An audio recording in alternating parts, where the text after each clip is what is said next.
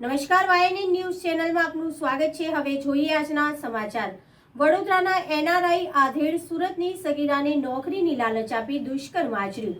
Police દ્વારા હવસખોર જયેશ પટેલની ધરપકડ કરી મેડિકલ ટેસ્ટની કાર્યવાહી હાથ ધરવામાં આવી છે।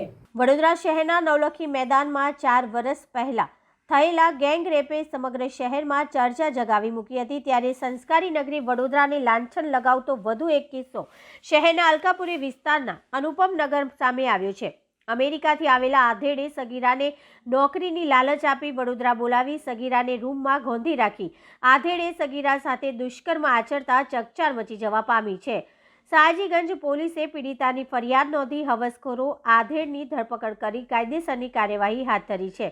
આ અંગે પ્રાપ્ત વિગતો મુજબ શહેરના નિઝામપુરા શાસ્ત્રીનગરમાં રહેતા અને વર્ષમાં માત્ર ડિસેમ્બર મહિનામાં જ અમેરિકાથી વડોદરા આવતા એનઆઈઆર જયેશ પટેલનો સંપર્ક સુરતમાં રહેતી સગીરા સાથે વોટ્સએપ ચેટિંગથી થયો હતો અને જયેશ પટેલે સગીરાને નોકરીના બહાને સુરતથી વડોદરા બોલાવી ગત તારીખ 11 ડિસેમ્બરના રોજ જયેશ પટેલે સગીરાને રૂમમાં ગોંધી રાખી તેની સાથે દુષ્કર્મ આચર્યું અને આ અંગે કોઈને જાણ કરી તો જાનથી મારી નાખવાની ધમકી આપી હતી।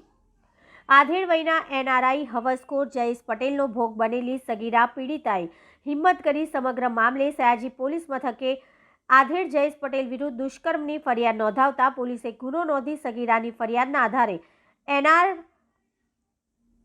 એનઆરઆઈ હવસખોર જયેશ પટેલની ધરપકડ કરી તેના મેડિકલ ટેસ્ટ કરાવવા સયાજી હોસ્પિટલ ખાતે લઈ જવામાં આવ્યો હતો।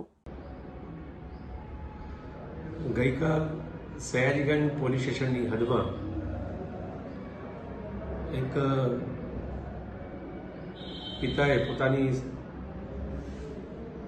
દીકરીના દુષ્કર્મની ફરિયાદ સયાજીગંજ પોલીસ સ્ટેશનમાં રજીસ્ટર કરાવેલ છે। ગુનાની ગંભીરતા જોતા આ દુષ્કર્મના આરોપી જેનું નામ જયેશભાઈ મુકુંદભાઈ પટેલ, ઉંમર વર્ષ 59, નિઝામપુરા વડોદરા શહેરના રહેવાસી છે। તાત્કાલિક અસરથી તેઓને રાઉન્ડ અપ કરવામાં આવેલ। દુષ્કર્મના ભોગ બનનાર